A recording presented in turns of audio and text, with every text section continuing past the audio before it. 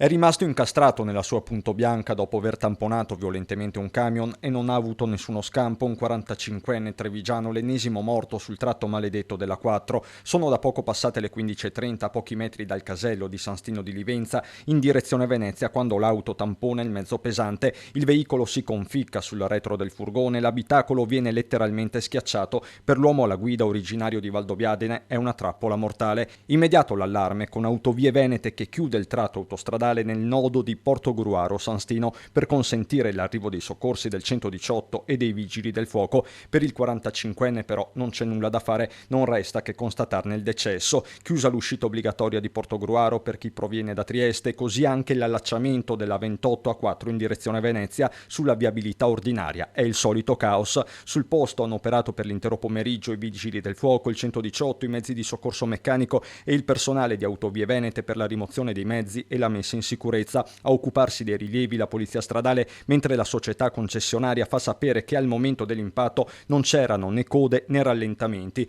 Precisazione tutt'altro che scontata trattandosi di uno dei nodi più neri della viabilità nord-est, con il tratto finito nella polemica anche in questa primavera 2021 per l'escalation di incidenti stradali troppo spesso con esiti tragici.